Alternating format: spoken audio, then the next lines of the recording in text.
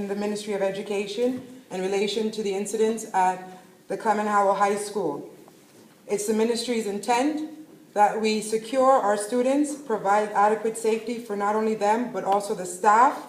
of the school, so that further incidents like these do not happen and do not escalate to the incidents which occurred a week ago today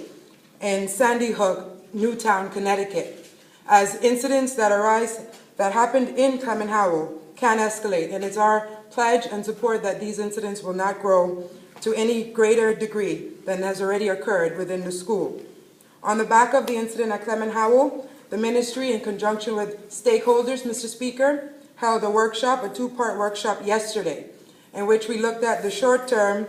long-term, and immediate changes that can happen at all the schools in the Turks and Caicos Islands, but in particularly the Clement Howell High School.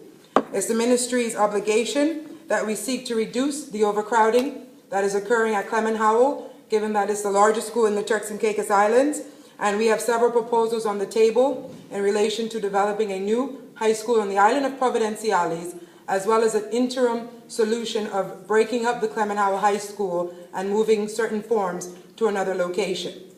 The ministry has received a continued support from the Royal Turks and Caicos Islands Police Force in ensuring that come January and the new school year begin, that there will be a greater presence in the areas of all the schools in the Turks and Caicos Islands during their patrol, and ensure that the security company, in conjunction with the ministry and the education department, have increased their manpower, again, to patrol the parameters of the school and all of the schools, to ensure that students or outsiders are not willingly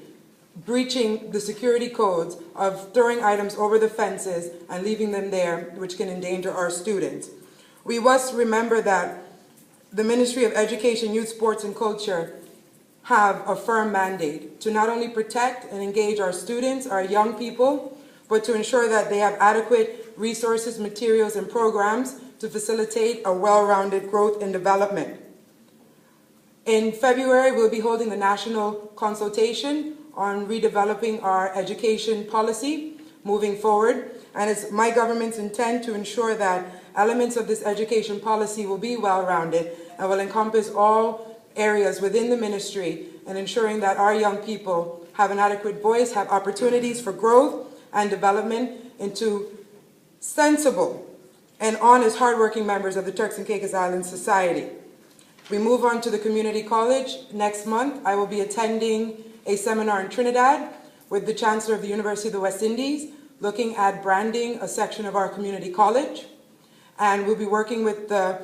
Employment Services arm of the Ministry of Border Control to ensure that as we move forward with our scholarship policy, that the needs that are empty and missing in the Turks and Caicos Islands is filled with an adequate scholarship policy, and ensuring that our people are competitive in the marketplace. We look forward to moving ahead in the new year. 2013 will be an awesome year for the Ministry of Education, Youth, Sports, and Culture. They have an awesome rock star minister, and we look at moving forward and ensuring that our young people are able to rock as well as they can. Thank you, Mr. Speaker.